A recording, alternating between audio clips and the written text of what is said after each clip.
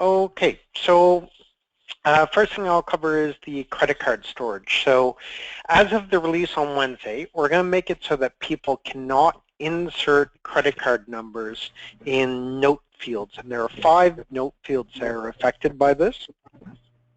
So the first one is going to be reservation notes.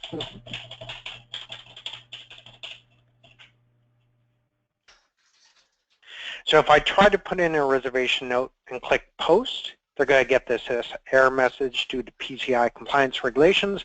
Unencrypted credit card information cannot be entered into this field. Please remove credit card number from this entry and use available credit card fields which are encrypted for storing credit card details. So if they put in spaces in here, we're still going to pick it up. But if they start to get funky, say they say, well, I'm going to take out the 4 and put a V for Visa, it's going to save. So we can only go so far to recognize when they're doing numbers. I mean, they should not be storing numbers overall, but we have a few versions that will kind of catch that. So that's going to be on. Shane. What's that? What about dots like 444.3333 dot?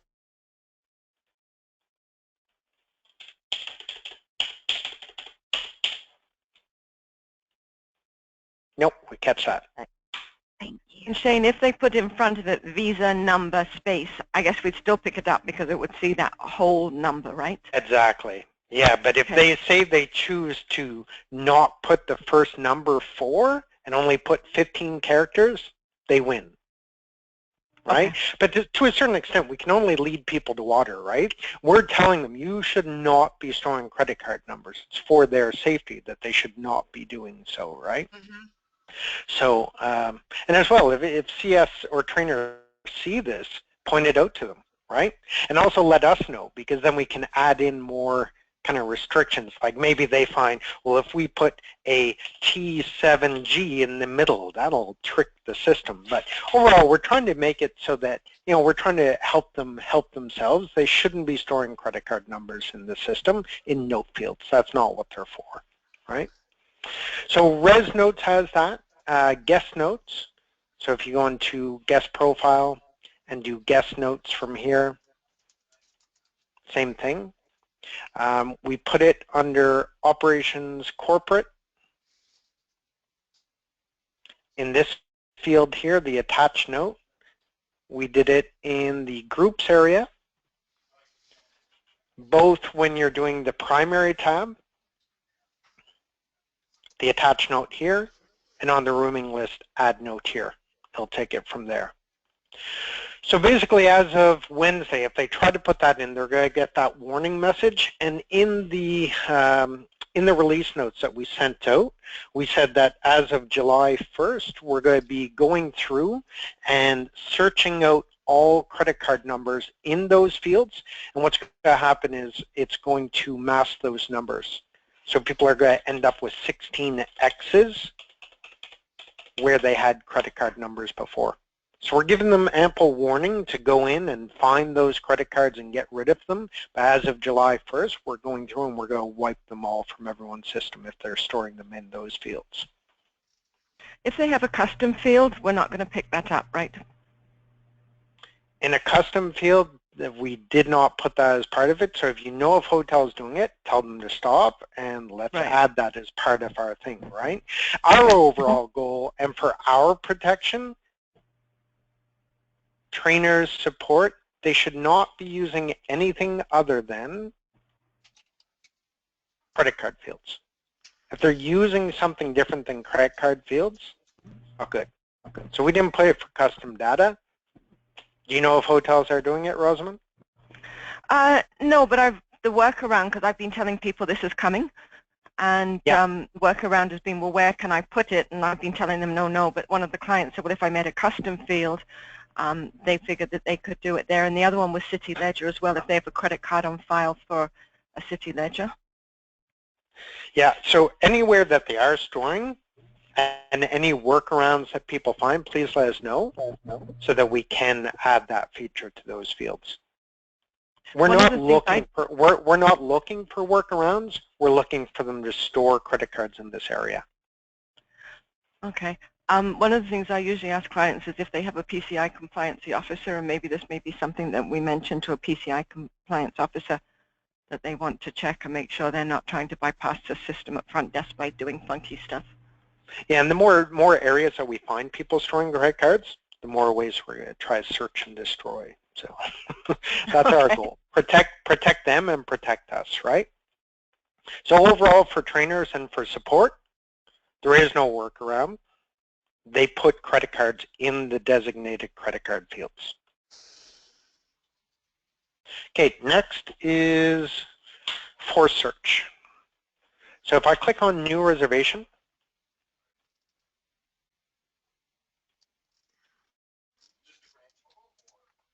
I go to guest info. So say I search for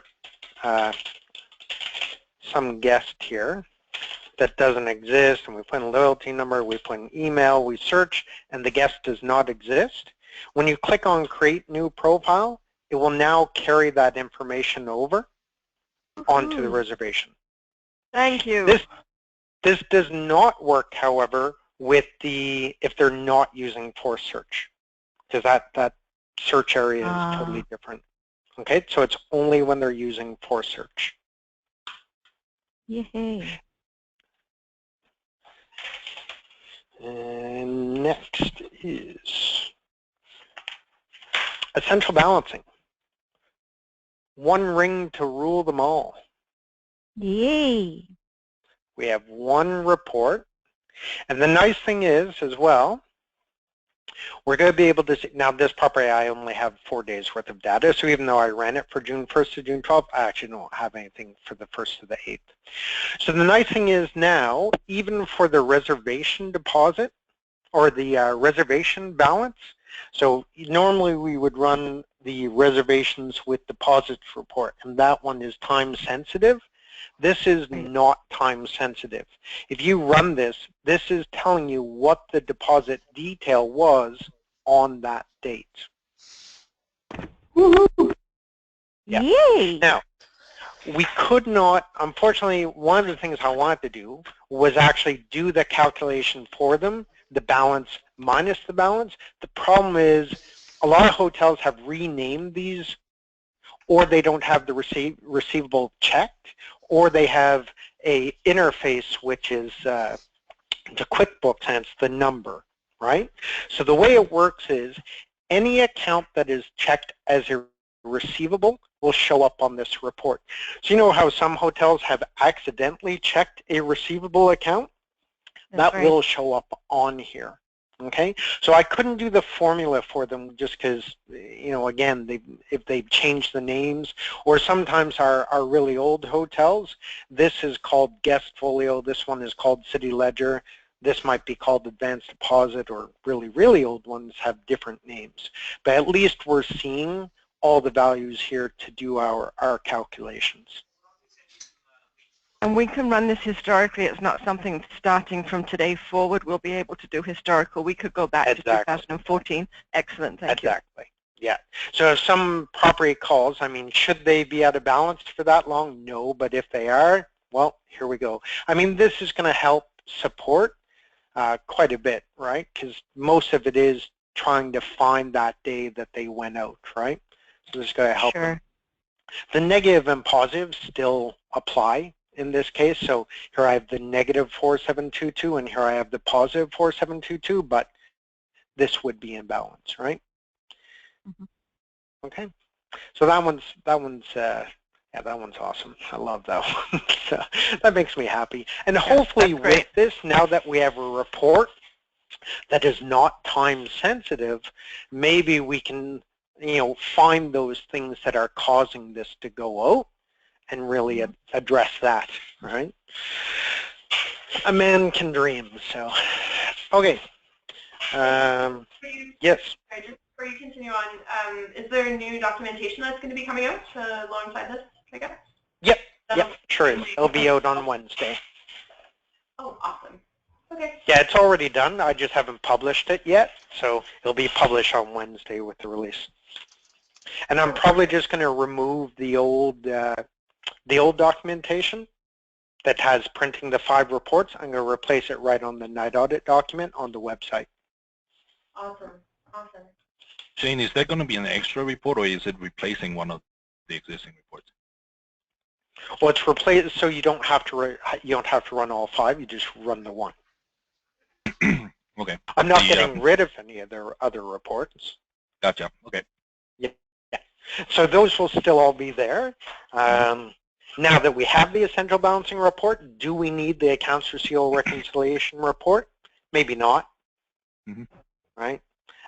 And that is something we can look at down the road at removing those. I think the daily balances for in-house guests and daily balances for city accounts, people use those for other things, not just the essential balancing, so I wouldn't get rid of those.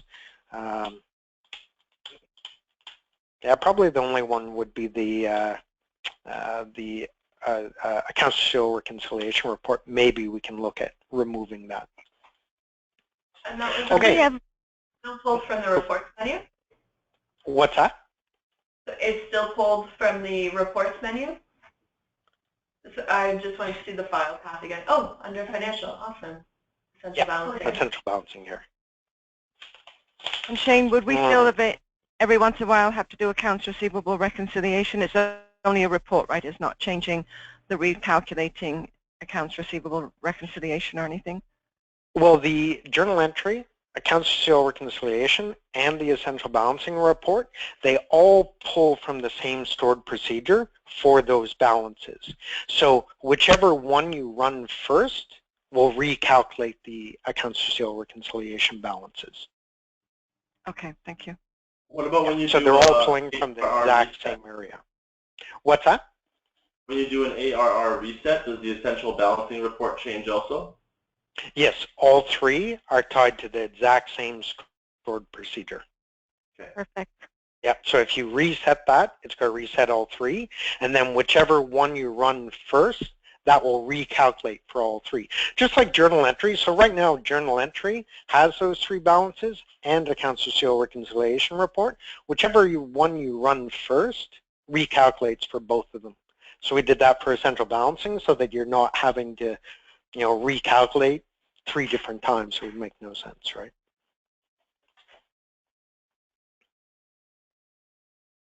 Okay, any more questions on essential balancing? No. Okay, next are kind of tweaks and defects. So I'll start going through those. Tape chart. So I'm going to say I'm 99.99% sure that we fixed this issue, but we already fixed this once, and we didn't exactly get it. So I think we got it now. So that's when you click on a reservation and you print the confirmation, the reg card, or the guest folio. Sometimes it gets stuck on the last person that you clicked on. So we're 99.99% sure that now that is fixed. The corporate statistics report. So if you were, I don't know if you guys noticed, but sometimes you would go to system configuration and you go to property, and we were getting this error message that said fields DBLCB clerk not found. And what it was is if you went and printed the corporate statistics report and then you went to system configuration property, you were getting that error message, and it had to do with sales managers being attached to clerks. So with all that being said, that's now fixed. You won't get that error message anymore. When adding guest services, so we had an issue where people were going to post payment, and the total post payment was not adding up to what was on the bill. And what we found was if you were adding guest services using the right-click update guest services, these would not be included in that calculation. Or the transactions, reservations. Now there's another one, another shortcut somewhere. So update guest services here, or the tape chart.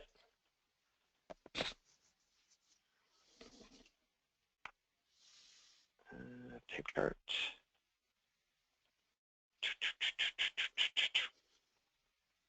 Okay, so no, we only have the one shortcut, which is here, the update guest services.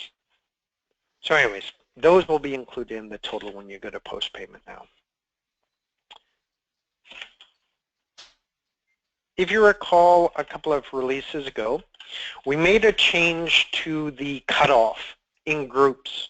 And prior to the release, the cutoff was related to, if you had pre-nights with a group, RuneKey was taking into account the pre-nights. So the fix we had was that now the cutoff would only take effect on the date of arrival, the way it should have been for years, but had always been calculating based on the pre-nights. So what we were finding was when making a new reservation, the display was respecting the cutoff based on the arrival date, but the actual book function, so when final booking of the reservation, was still respecting the cutoff based on the pre-nights. So sometimes you would see that there was availability there, but then in the back end, it was still doing the cutoff based on the pre-nights. So when you tried to book, it would say block is overbooked for those dates, but you'd still see availability. So we fixed that in the stored procedure, so that won't happen anymore.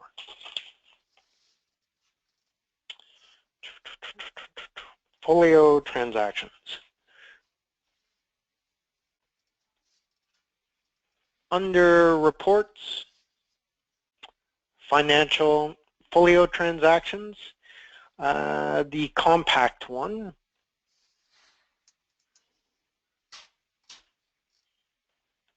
When you were exporting the CSV, the totals were not going. We also had that the amount column and the total column were actually reversed on this report. So for example, this one here under package breakfast, you would have seen the $31.50 over here and the $30 over here. So those two totals were reversed. That has been fixed.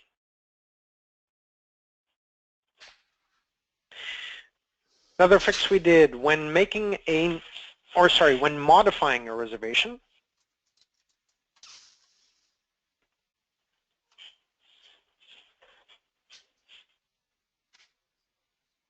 If you were to go in and unbook and say add a child in here,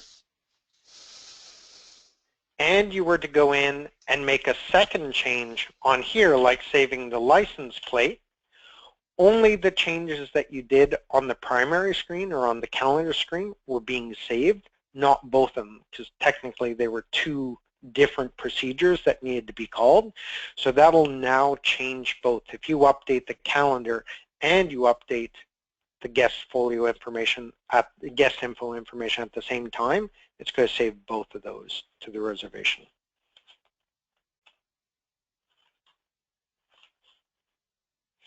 In the corporate area,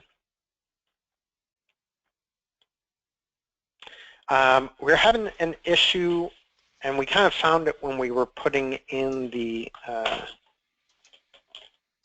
credit card information. If you click post and get this error message, it's not allowing you to put in the credit card, and it was actually jumping up to the top of the screen. And we found it not only with the credit card attached note, but if you got an error message of some type here, maybe it was that you weren't doing contact information maybe, it was jumping up to the top of the screen, to the top corporate account that you had, and you had to scroll all the way back down to the one that you were modifying. So it got kind of messy. So it made it that it will stay on the corporate account that you're on until you're finished modifying. Shane? Yes. That's corporate module as well, and the same thing when you had that invalid error message. When creating a new one, it would automatically as well delete everything that you were entering, so that still is the case, right? Maybe. Maybe you can point out to me the issue after. and we'll see. Yeah, sure. The next one is if a person were to go and find a reservation from 3 years ago, let's say, and the reservation, I don't have an example in my shell, but say it was a reservation from 3 years ago, and on that reservation there was an expired credit card. If you were to use the new res add-on function, it wouldn't actually pick up that this was an expired credit card. It would just allow you to make the booking. So we've changed that note now that will now validate on the credit card expiration if you use new res add-on from a really old booking that has an expired credit card. Shane, is that the same idea with the, like, under operations guest profile? Because that was one of the other things that they could create a new they could do that from the guest profile, and it would let them book that expired credit card. Well, I know we fixed it here, Jen, so we'll have to see if that one's been addressed, if we have another ticket. If you and I want to meet after this, we can. Sure. Cool, thank you. Next is travel agent. On the travel agent field, if they wanted to put in override commission of 0%, they weren't able to do that. You can now put in 0% override on a booking. And that's for a reservation? That's for a reservation, yeah. Okay. For rate yielding. We had an issue with rate yielding on inclusion packages. So the base rate on inclusion packages was not yielding up or down. So we fixed that now. So if you have an inclusion package, the base rate will yield up and down again.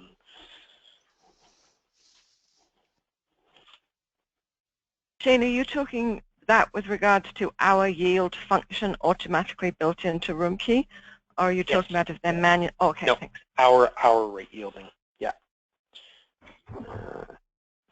Next one is the message center, which I think you guys are all aware of this one. We had an issue where you could only see tasks and messages, only a page worth on here. So there's actually older ones that were below, but you couldn't see them. So we fixed that, which made it that a whole bunch of hotels got like 35, 40, 100 old messages on there. So we put in a feature for CS that you could go in and mark them all as red, which would in fact delete them because of the 30, 60, 90-day rule. So I think everyone should be aware of that by now. I'm sure you've dealt with that in CS. And I think that's it. There will probably be some more tweaks and defects before Wednesday. So there will be a full set of tweaks and defects notes going out with the release on Wednesday. I'm meeting with Vlad today. As he was off last week, we had a lot of outstanding tickets still that we had to meet on to see if they can make it into the release. So please check those notes on Wednesday because there could be some more that go in as well. Shane, I have a question on the TA overriding the commission. Sure. Will that reflect in the activity log? They did the 0%? Yes. I have no idea. Let's see.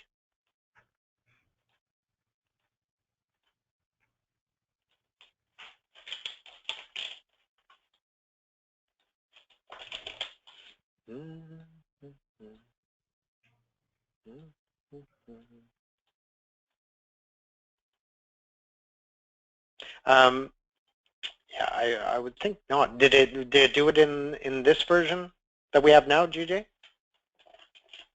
Well, because the commission is set in the travel agent module, right? But the moment they do override it, I was just wondering, they might be asking who override it, set it from 10 to 0 for a particular. Well, it'll still be on the reservation, but yeah, I would think we probably don't put in activity log, but let's take a look.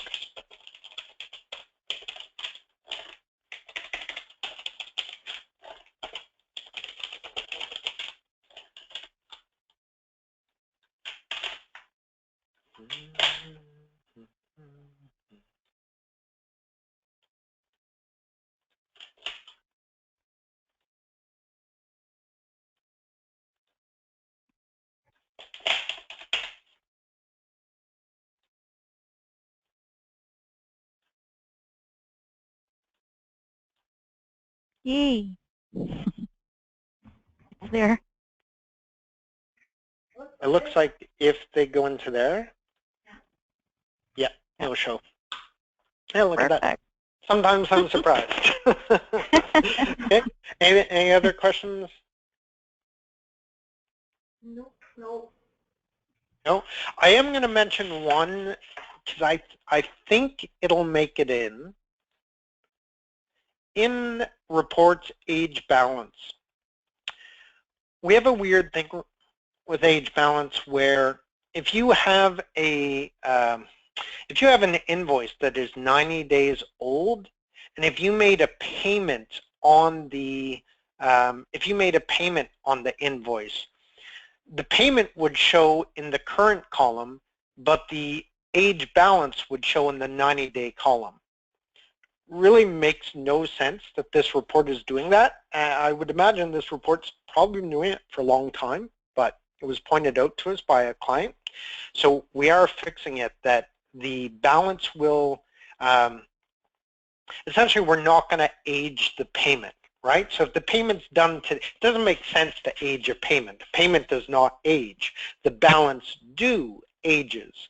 So wherever the balance is due, if it's 90 days, we're going to apply the payment to that column and reflect it in the balance that is due, not the date that the payment was made. Hopefully that made sense.